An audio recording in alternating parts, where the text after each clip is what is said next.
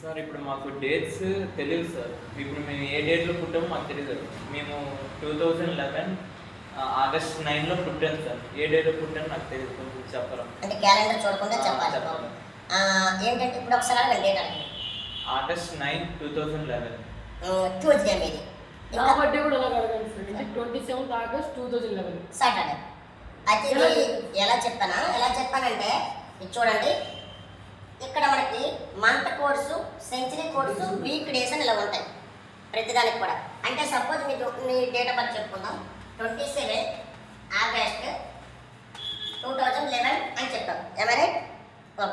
ఇప్పుడు ఈ 27 అంటే డే 1, మనకి 27 ప్లస్ మంత్ ఏంటి? ఆగస్ట్ ఏం నెంబర్ రాసాము అక్కడ కోడ్? ఆగస్ట్ కోడ్ 3 ప్లస్ ఇప్పుడు 2011 అంటే ఈ సెంచరీలో ఎక్కడ ఉంది? 2001 to 2099లో ఉంది. 6 యాడ్ చేయాలి. ఇప్పుడు మనం 11 కూడా మనం యాడ్ చేసుకోవాలి.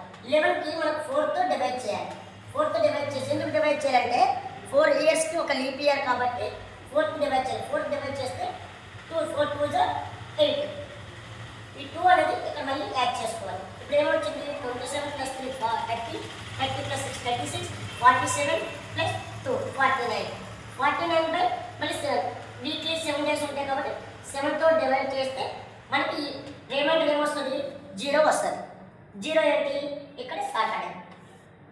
ఇలా అర్థమైంది కదా? ఇంకేమైనా డౌట్స్ ఉంటే ఈ వాయిస్ ఆఫ్ డివిజన్ ఫాలో అవ్వండి, నిత్యం చూస్తూ ఉండండి. అలాగే షేర్ చేయండి, సబ్స్క్రైబ్ చేయండి. Thank you. బెల్ ఐకాన్ కొట్టండి.